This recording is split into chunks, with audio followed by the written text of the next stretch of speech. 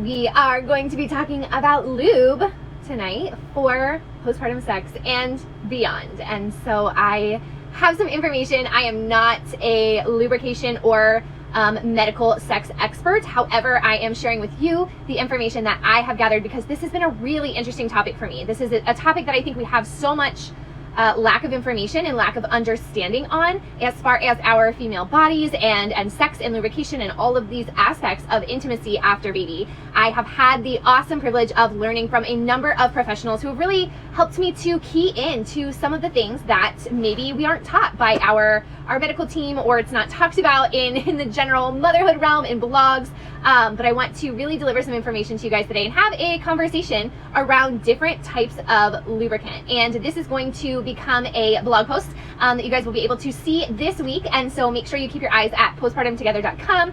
The blog post following this conversation will go up tomorrow. If you're not on my email list, make sure that you send me a DM or reply to my stories in order to get on that email list so that you always get the weekly blog post and the information coming to you. So you guys are welcome to hop in with questions or comments or shares about your experience on this topic. But I am really tonight, going to talk a little bit about what I've learned about why your vagina can be so dry after baby, the things that impact your natural lubrication, the three main types of lube, and really figuring out which one makes the most sense for you, and a couple of things that you want to be looking out for, specifically in some of the mainstream big lubricants that can actually cause some dependency and do some harm to your body. So I'm going to share about that tonight because it was really interesting when I first learned this to realize that no one had taught me about this.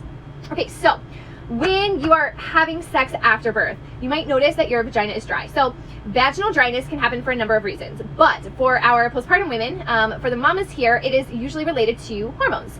And postpartum women, many of them, many of us, many of you experience vaginal dryness, and this can be even more common for those who are breastfeeding. So I just wanted to share that piece because I know that has been a misconception. This can elongate or draw out the amount of time it takes for your hormones to really get back to this normal state. And so again, this flux, this dip and change in your hormones is going to impact your vaginal dryness and your body's ability to produce that natural lubricant. So we're going to go through these things tonight, but a couple of questions. I have 4 questions that are things that I want you to think about when you are choosing a lube.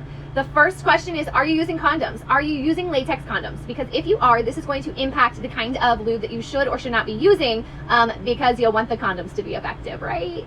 The second question is, are you wanting to use your lube with a toy? This is going to factor in, especially if you're using silicone toys here. The third, are you trying to conceive? Because there are actually some aspects of some types of lube that can, I have to think, it can be a barrier to the semen and to the semen getting to where you would want it to go if you were trying to conceive. And then we're going to, again, go into, is your lube helping or damaging your microbiome? And is it prompting, is it aiding your body, or is it perhaps preventing your body from having the return to natural lubrication that you want? This was just mind-blowing for me the first time that I learned about this, you guys, so I'll share about that in a moment. So let's look at your natural lubrication. Your cervix and Bartholin glands, they are secreting this fluid for you, specifically when you are aroused. So your arousal prompts the secretion, but sometimes this is not enough for comfort. This was definitely the case for me, specifically after kids, and really I still enjoy using lube frequently to just aid in that and to have a better experience, less friction, less tension, less irritation. But there are things that can impact your natural secretion, which can be, like we mentioned, hormones, but also medication, specifically thinking about those of you who are using SSRIs for postpartum depression or anxiety. This can play a factor in there too, that medication. Menopause, thinning vaginal tissue, and some medical conditions like diabetes can interfere with your body's natural secretion of lubrication.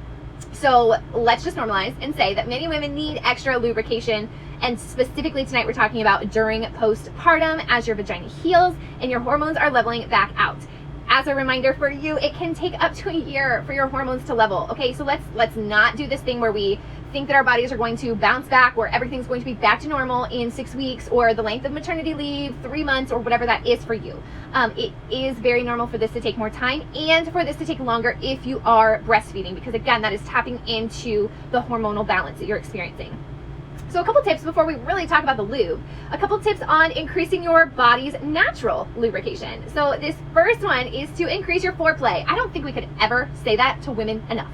Increase your foreplay. This gives your body the chance to respond. This gives your body the chance to be aroused. If we don't have that time for our mind and our body to work together in this arousal, then again, your glands and your cervix can't secrete the natural lubrication. So you want to increase the foreplay, and also, if and when possible, because listen, postpartum is no joke, and life after baby is hella hard in many ways.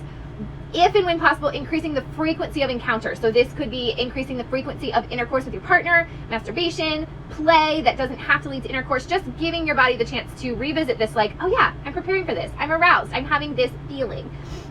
Okay, so let's really get into the types of lubricant and when you would or would not want to use them. Okay, so the three types, most common types, and that we are going to look at again in this chat, and then again as this goes up on the blog tomorrow, are water lubricant, silicone lubricant, and oil lubricant. So water lubricants are really common. These are your KYs, Astroglides, things that you're able to often find at the grocery and drugstore. Some things to know about this.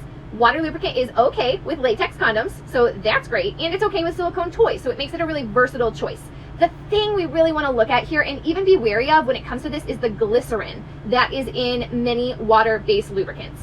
Now, the glycerin can alter your vagina's pH levels, which we'll talk about a little bit more here at the end, but it can increase your likelihood of having infections. It can also slow down sperm motility. So for those of you who are trying to conceive, you want your sperm to make its dash, then a water lubricant might slow down your sperm's motility. So it's not recommended if you are trying to conceive. You're going to want to look for a different option here. So again, we'll talk about this at the end, but in the water specifically, we're really thinking about these glycerin levels and what that can do to your microbiome. You guys, it's like our vagina is like a brain. Like it has so much going on there, more than what we even know. So thinking about things like your pH level and how things are or are not functioning and moving is super interesting.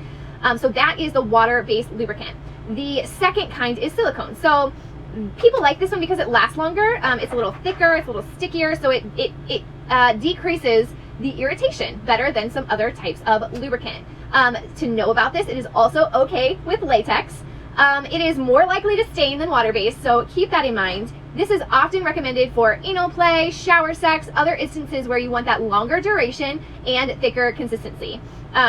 However, you do need to note that it is not good to use silicone lubricant with silicone toys because they will break each other down. It's not going to work out well. So if you are trying to have something that is great for intercourse and for play, silicone might not be the right option for you. This third type is oil-based lubricant. Okay, so there are oil-based lubricants on the market that you can find, and there are also kitchen oils that many people use for lubricants. So common examples of this are olive oil, vitamin E oil, avocado oil, and coconut oil. One thing that you really need to know about oil-based lubricant is that the oil-based can break down condoms. So if you are using condoms as birth control or to prevent STIs from spreading, you do not want to use the oil-based lubricants.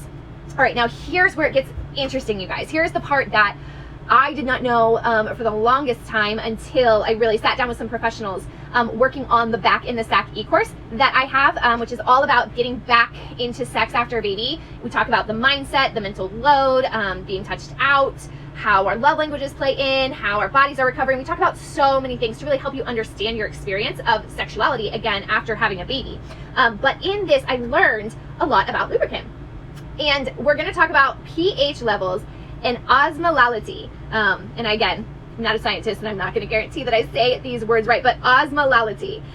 So again, this is getting a little more scientific and I'm not an expert here, but I have had the privilege of learning from the experts. So we talked about glycerin, and your pH levels impact your microbiome. This is the kind of world, the essence of your body and your biome. And so high pH levels can increase your likelihood of infection and can actually increase dryness in your vagina, okay? It's recommended that you choose a lubrication with pH levels around 4. And you can actually find these pH levels online. Again, in the blog that will go up tomorrow, you will be able to see some examples, and I will link to a couple of pages that really lay out the pH levels. So you want it to match what your vagina is, and so 4 tends to be a safe bet for most people to have a good match of pH levels with what your vagina is. You don't want to add in something that is such a high level that it's going to throw your microbiome off whack and produce infection, and also communicate to your body that it's not going to secrete naturally in the same way. So another way that you could check this is you could check the glycerin. So if you don't want to, or you're not able to check the pH levels, you can also check the glycerin, and it's recommended that your glycerin levels in a lubricant, again, this is mostly the water-based lubricant, is below 20%. And so I was looking at the whole breakdown, and some examples of lubricants that have pretty alarmingly high pH levels include the KY warmings and the Astroglide warming. So warming seems to have these higher pH levels. There's also a brand called ID that had high pH levels with all of their lubricants, and also the Lifestyles brand had high pH levels on all of their lubricants. Also flavored, so Astroglide flavored tended to be higher on the pH levels, which just means that they're going to be more likely to cause infection and to compromise what's happening naturally in that microbiome of your vagina. So this other part that we were talking about, we just hit on pH levels, and what that means is the osmolality. Such a weird word, you guys. I'm going to just read to you from the WHO, the World Health Organization, on osmolality. So from their website, they share that most commercial personal lubricants have high osmolalities. This is, most of them are between 2,000 and 6,000. And they have a table, which I'll link in the blog post tomorrow, that shows this with some examples of commercial products. By comparison, the natural osmolality of female vaginal secretions, this is what our body is naturally producing, is 260 to 290, and in human semen is 250 to 380. So again, we heard this highest number of natural osmolality here is with semen, and it goes up to 380. So the WHO organization, the World Health Organization, recommends that you find something with an osmolality that doesn't exceed 380, because that's the highest natural secretion level that we have. However, and I'm quoting them again, given that most commercial lubricants significantly exceed this value, like we said, 2,000 to 6,000, imposing such a limit at this time could severely limit the options for sourcing personal lubricants for sector procurement. It is therefore recommended on an interim basis, basically until more companies get their shit together and have a lubricant that more mimics the natural secretions of the body. It is recommended on an interim basis that procurement agencies should source lubricants, that's you should try to find a lubricant with osmolality not greater than 1,200. Okay, so I know this is a lot here, but as you're getting into sex again after baby, you don't want to welcome bacteria infections, or you don't want to welcome infections, yeast infections, and an imbalance in your pH levels. Now also, the pH levels in the osmolality, as mentioned earlier, one of the problems is that it can cause your tissue, your vaginal tissue, and your membrane, your mucous membranes, to not produce. It can break them down, and it can cause them to not produce the natural lubrication that you really want. So by effect, what you might be doing is using a lubricant to aid you in sex that is actually hurting your tissue and your membranes and not allowing you to enter the space where you are producing the kind of secretion and lubrication that you need for comfort and pleasure in sex. Okay, so this is a lot of stuff here. We talked today about how our bodies naturally produce lubrication, the things that can complicate that, the 3 types of lubricants that are popular on the market, and why we actually need to be concerned about pH levels and osmolalities, which again, this information, I'm going to put it up as an IGTV replay with captions so you can catch that, but it's also going to go up as a blog post at postpartumtogether.com. And if you are not on my mailing list, you're going to want to get on that mailing list so that you can get the updates and know that the new blog post is out. So we're going to be giving you the information. I'm working on an infographic to help you figure this out. I'm working on a little chart that you can use so that you can track and figure out what lubrication works best for you and how you can be more in tune with your body and not work against your natural vaginal secretions, but you can promote a healthier experience with your use of lubrication. So again, you can catch this on the blog tomorrow and on IGTV when I post it up again tonight. And this information is so valuable, and not many people have it. Not many people are sharing it. So if you know that this would be helpful to other women in your life, please share it so that we can have a better understanding. And then from this, again, I'm not the expert.